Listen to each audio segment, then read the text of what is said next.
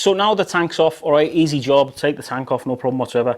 We obviously want to take the front wheel off and your front fender. Okay, you can do this either way. You can take the front fender off first and the wheel, and then do the tank, or like I've done, you can just where's the tank off. Easy job, easy time. Like I said, I'm working my way back to front.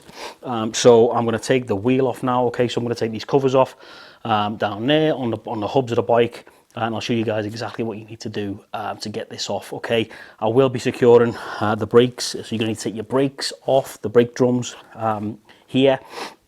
Okay, they're going to need to come off on both sides. Obviously, find somewhere nice to keep them out of the way. Tie them off to your crash bars here or whatever you need to do. And then we're going to take the rod that goes straight through the bike. We're going to take that out and should be able to drop the wheel. We should have enough room with the bike being on the left roll dolly, high enough off the floor so we can just release the wheel and then drop it out and take it away and then take the front fender off from there. And then we're clear to start dismantling the forks.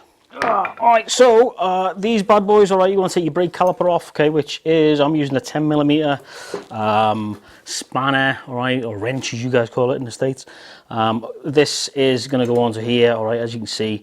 What I will say about this is don't use your normal socket, alright, as you can see, there are lots of sort of notches out of these ones, okay, so if you can find yourself a spanner or a socket that fits perfectly like that, then get it, all right, because otherwise you're potentially going to use, if you use a normal socket with, let's say, like, you know, normal hexagon 5 shaped or octagon shaped, you know what I mean, then you're potentially going to strip this off, which is never going to be a good thing.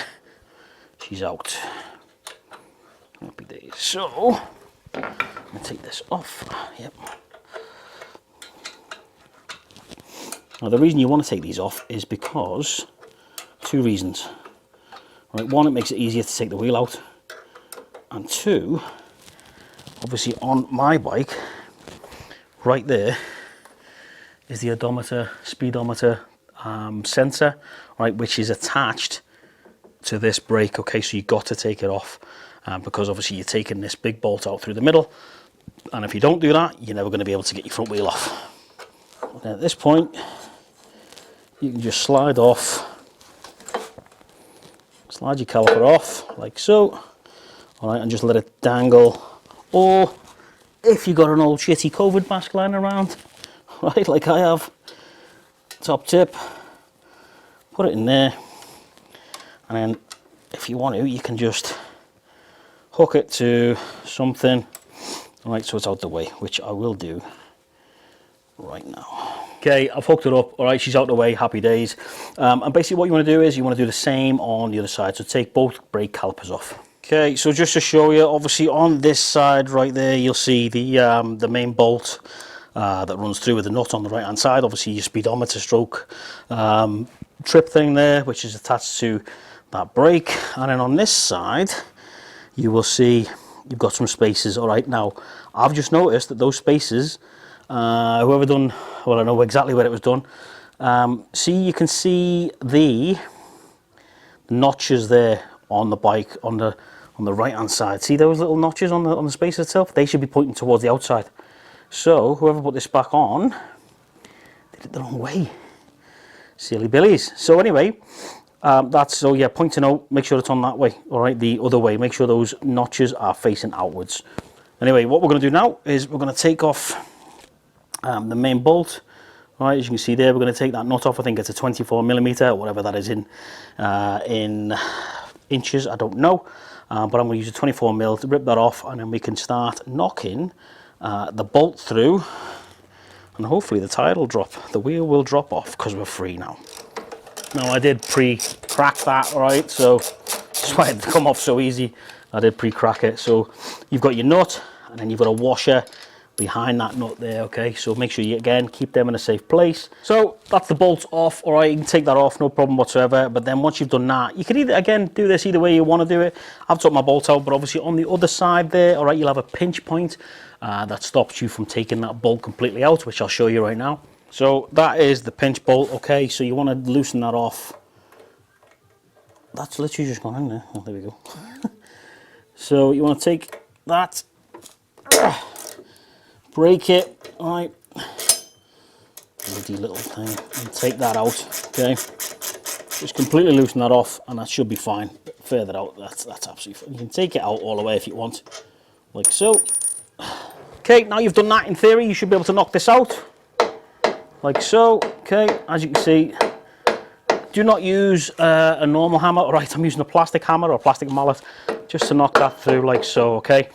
At this point, you want to make sure that you are obviously holding the wheel up. So I'm going to position myself in a sec, because obviously when I pull that out, that's just going to drop. All right, so what's going to drop out, obviously you need to be careful of this, the speedometer and whatnot on here, okay? And then your spacers should, in theory, drop out the other side as well. But the wheel will literally just drop to the floor. So make sure you've got a good position, which I'm going to do now. You should be able, once you've got it free on that side,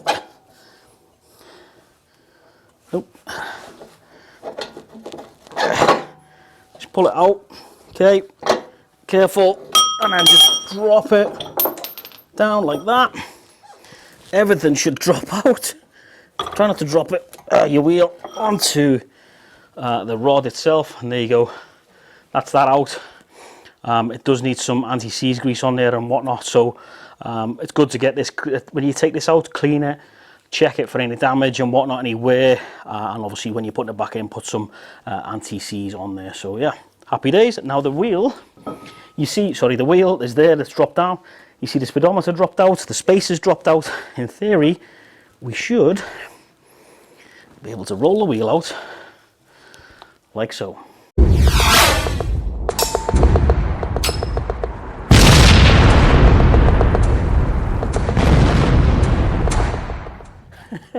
Alright, this is a shaft that goes in.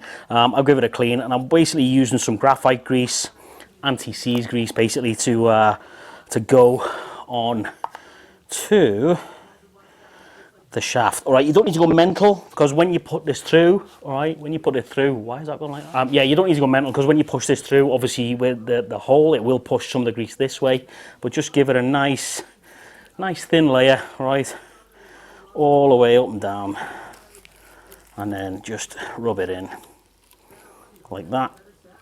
Like I said, you don't need to go berserk with this, alright, just a nice little thin layer like that, right the way up, all the way around. Make sure you're covering all of the shaft. Now what we're going to do is we're going to put the wheel back on, and as always with the wheel, make sure you put it in the right way, alright? Have a look at your tyre. There is arrows on your tyre that face forward, okay, so that's the way that you want your tyre to be rotating forward, obviously. So make sure when you put it on, I'll show you those right now when we put this on, but yeah, make sure every time you're putting that back on, your wheel is facing the correct way, and obviously spacers and the speedometer needs to go on properly as well. So let's put the wheel on. Okay, there you can see the arrow, alright, facing forward. Yeah, so the rotation you want it to go, which is obviously forward, yeah? So the arrow tells you there, make sure you put it on the right way, okay? What we're going to do now is we're going to put the spacers back on, put the shaft in, lift it up, put the shaft in, make sure everything is tickety-boo. Alright, so time to put the wheel back on, okay? Like I said before about the right-hand side spacer, okay, let me see if I can show you guys this. But as you can see right there, hopefully it starts to...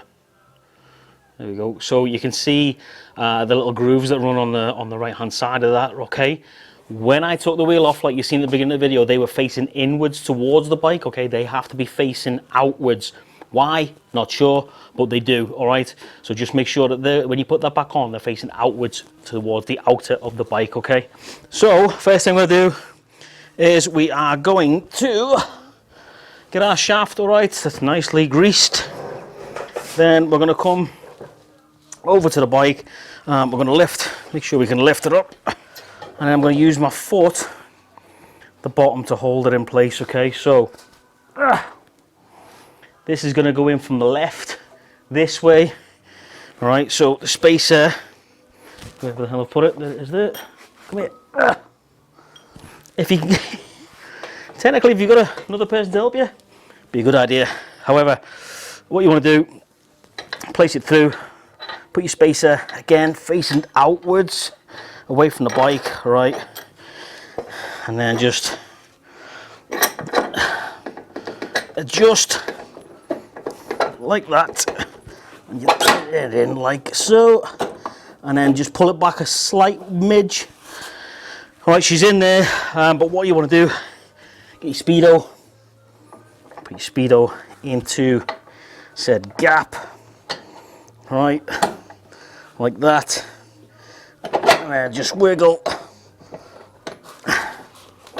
the wheel until she goes through like that.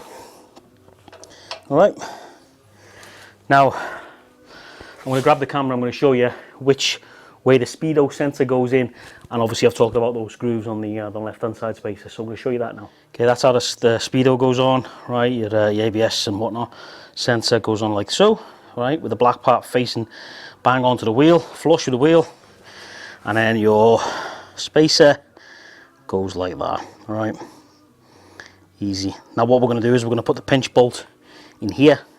I'm going to tighten this down very shortly. Before that, I'm going to put the washer and the nut on there. Okay, your washer goes on first, like so, and then your nut goes on to there. All right, and then we just want to tighten that up, and that will bring the shaft to where it needs to be, and then we can put the pinch bolt on the other side. So we're going to do that now. Okay, so now we're gonna tighten up the pinch bolt. All right, this basically pinches your axle together. So when you want to start tightening up the actual axle itself through the nut on the other side, if you do that now without tightening this up, this is just going to spin, and you're not going to tighten anything up. So this is why you have to do this, and it is, you want to be torquing this down between 18 and 24 foot-pounds. All right, so I've got my torque wrench set to 20. Okay, so again, this is a 6mm Allen, and you just get it in and torque it down like so. I'm going to give it a little bit more. Easy. And that is your pinch bolt secured, and obviously pinches together to secure this. Now this will not be able to move when I do the actual nut on the wheel itself. Okay, for the front wheel, obviously you've got your 24mm socket, and obviously you want to put this or secure this down to 70 to 75 foot-pounds. All right, it's pretty tight, as you don't want your front wheel coming off, let's be honest. There we go. Just give it a quick check. Happy days. I went for 74 foot-pounds on the torque wrench.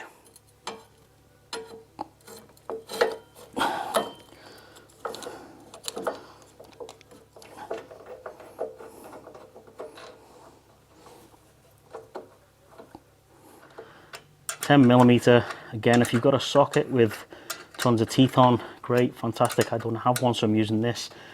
And again, just make sure your top one is lined up where it should be. But yeah, brakes are good. Front this side is good anyway. And again, just be careful of your brake. And then all you want to do is just quickly run it. You can hear it rubbing slightly. Good. As soon as we start braking, that'll fix itself. We don't have any rubbing or any grinding or anything like that, which is good, which means she's on straight and level. Happy days. And then obviously you're going to tighten these down. FT, all right. Just do them really tight. Okay, don't snap them off clearly, but just do them as tight as you can. One thing I did forget to mention, which just popped into my head right now, is if you've got the covers like I have for your thingy there, for your bolts and whatnot, then this is the time to put them on. So